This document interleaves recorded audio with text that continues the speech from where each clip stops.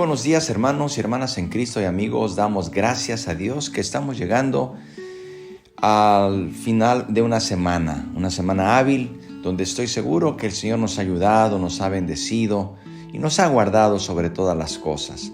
Hoy vamos a continuar con el capítulo 9 del Evangelio de Lucas en sus versículos 37 al 45. Nos narra la Escritura donde Jesús sana a un muchacho endemoniado y luego también donde Jesús anuncia otra vez su muerte. Así que le pido que busque la lectura, Lucas 9, 37 al 45. Si no le es posible leer con nosotros, pero sí puede poner atención, le pido que abra su corazón, que abra sus oídos y que dejemos que la palabra de Dios haga la obra que sabe hacer en nuestra vida. Gracias por sus saludos, sus comentarios, sus likes, por compartir el enlace con sus contactos, por suscribirse y sobre todo por sus oraciones por este ministerio de lecturas bíblicas matutinas que como un ministerio, como un equipo, se hace posible que esta lectura la podamos compartir todos los días de lunes a viernes a la misma hora. Gracias pues por sus oraciones. Envíenos también sus peticiones porque vamos a orar al final de esta lectura. Dice la palabra de Dios: al día siguiente, cuando descendieron del monte, una gran multitud les salió al encuentro. Y he aquí un hombre de la multitud clamó diciendo: Maestro, te ruego que veas a mi hijo, pues es el único que tengo. Y sucede que un espíritu le toma y de repente da voces y le sacude con violencia y le hace echar espuma. Y estropeándole, a duras penas se aparta de él. Y rogué a tus discípulos que le echasen fuera y no pudieron. Respondiendo Jesús dijo: Oh generación incrédula y perversa, ¿hasta cuándo he de estar con vosotros y os he de soportar? Trae acá a tu hijo. Y mientras se acercaba el muchacho, el demonio le derribó y le sacudió con violencia. Pero Jesús reprendió al espíritu inmundo y sanó al muchacho y se lo devolvió a su padre. Y todos se admiraban de la grandeza de Dios. Y maravillándose todos de todas las cosas que hacía, dijo a sus discípulos: Haced que os penetren bien en los oídos estas palabras, porque acontecerá que el Hijo del Hombre será entregado en manos de hombres. Mas ellos no entendían estas palabras, pues les estaban veladas para que no las entendiesen, y temían preguntarle sobre esas palabras. Amén. Hasta aquí damos lectura a estos versículos. Hagamos algunas breves consideraciones con la ayuda de Dios. Notamos que al bajar del monte de la transfiguración, nuestro Señor Jesús se enfrentó al sufrimiento que causa el pecado en este mundo. De entre la multitud sale a su encuentro un hombre, un padre de familia que le pide su ayuda. Este padre le describe la condición de su hijo con síntomas muy similares a lo que son hoy llamados epilepsias. El padre había llevado al niño enfermo ante los discípulos de Jesús, mientras él se encontraba en el monte, pero los discípulos no lo pudieron ayudar. Queridos hermanos, notamos la tarea de los padres. Es siempre interceder delante de Dios por nuestros hijos, pedir ayuda. Si tú estás pasando por un momento difícil con tus hijos, yo deseo que esta palabra te aliente. El Señor Jesús sanó al hijo de este hombre y el Señor puede sanar y liberar todavía, porque Él es el mismo ayer, hoy y siempre. Pero nuevamente, volviendo a nuestra lectura, vamos a notar que las palabras que Jesús pronuncia en el versículo 41, cuando dice: Oh generación incrédula y perversa, ¿hasta cuándo he de estar con vosotros y os he de soportar? Trae acá a tu hijo. Estas palabras sin duda están dirigidas a todos los presentes, a la multitud, sin duda, al Padre y aún a los discípulos. La multitud siempre está lista para maravillarse ante los milagros de Jesús, pero no para manifestar verdadera fe en Él. Aquí es importante que para ver un milagro tenemos que tener fe en Dios. El Señor Jesucristo reprocha su incredulidad.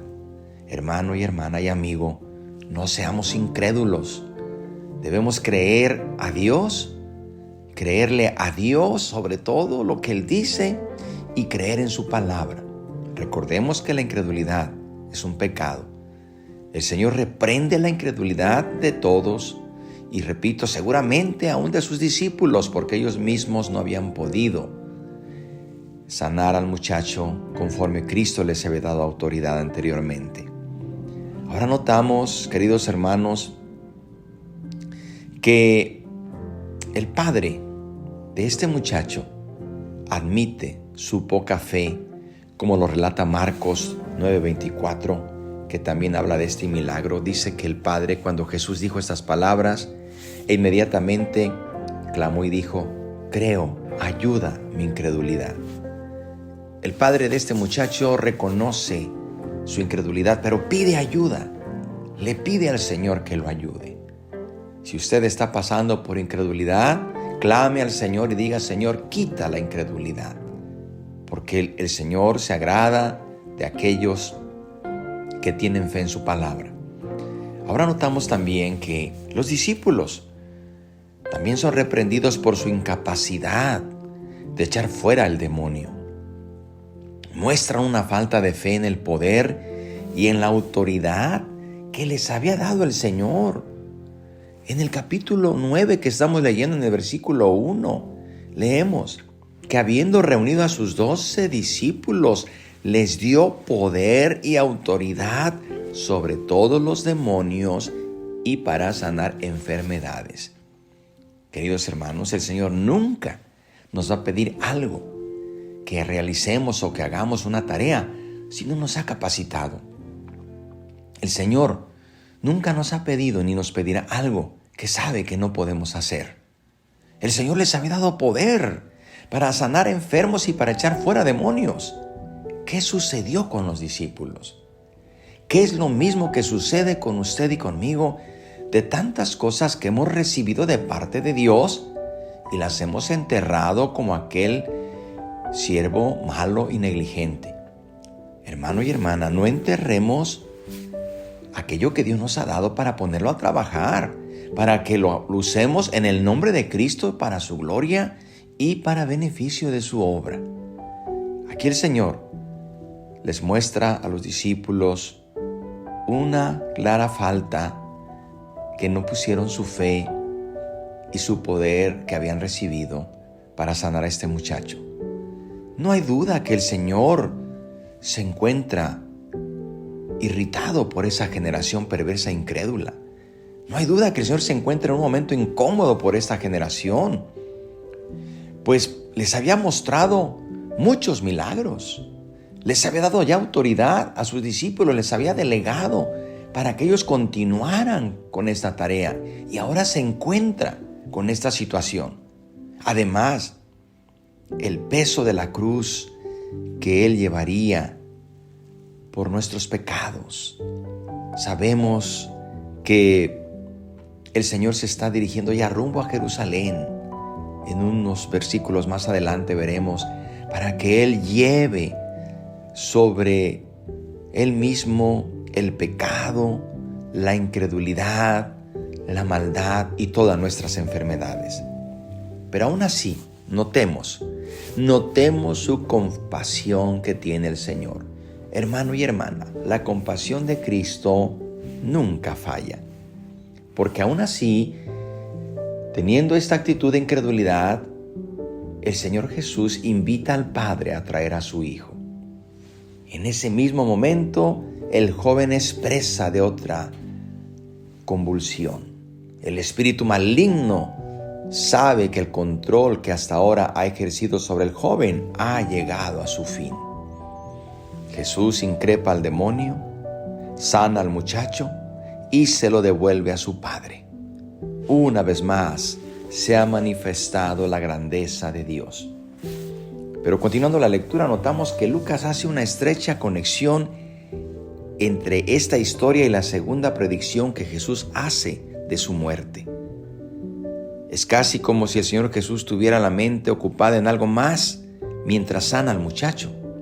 Está pensando que como el único hijo de su Padre, Él también debe ser afligido por todos los pecados y por todas las maldades y aún luchar con todas las fuerzas del infierno. Recordemos que cuando el Señor Jesús se transfiguró, el Padre Celestial mandó a los apóstoles que estaban ahí presentes y les dijo: este es mi Hijo amado, a él oíd. El Señor Jesús presenta su afirmación de que el Hijo del Hombre será traicionado al ser entregado en manos de pecadores con una advertencia: haced que os penetren bien en los oídos estas palabras. Pero lo que Jesús tenía que decirles era más de lo que ellos podían entender. Ni la traición ni la cruz encajaban en sus pensamientos. Por ahora, eso permanecía oculto para ellos. Nuestro Señor Jesús había dicho anteriormente: así no hay nada oculto que no haya de ser descubierto, ni escondido que no haya de ser conocido y de salir a la luz.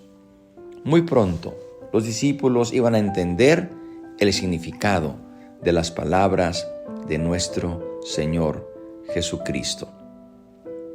Por último, notamos, queridos hermanos, que el Señor Jesús estaba listo para ayudarle a sus discípulos a entender. Pero ellos tenían miedo de preguntar. Quizá el asunto era demasiado doloroso para hablarlo. Tenían que hablar de sufrimiento, de rechazo y de la muerte. Para uno que evidentemente estaba lleno de gran poder, esta fue una forma extraña de hablar. No hay duda que había ahí el misterio de la cruz.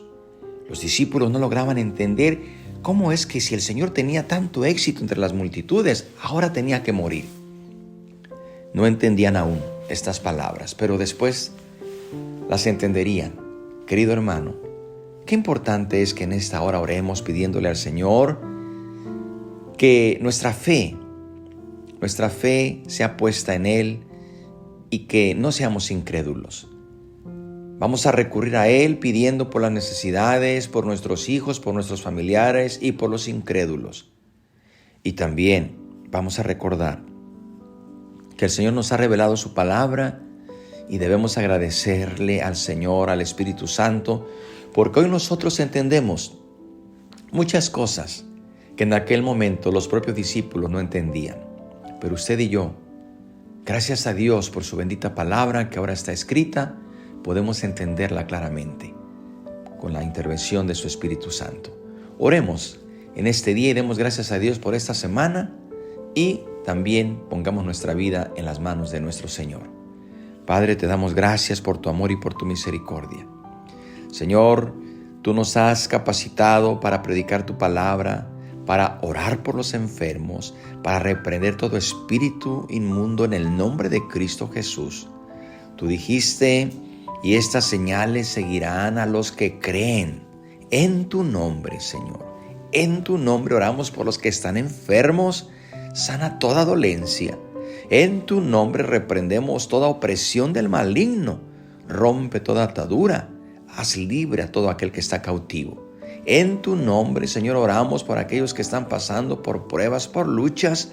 Restáurales y levántales. Señor, guárdanos de ser incrédulos. Queremos creer en tu bendita palabra y obedecerla. Ayúdanos en este día.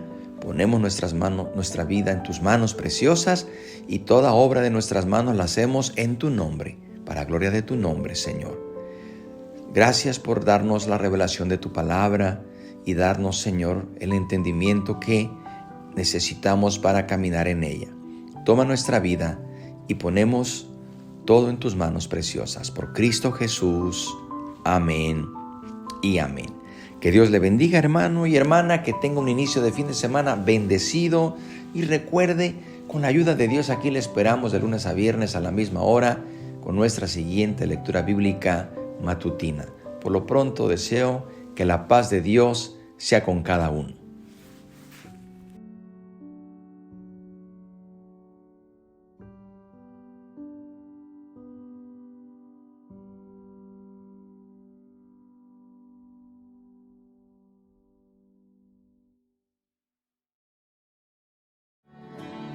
Jesús respondió: Yo soy el camino, la verdad y la vida.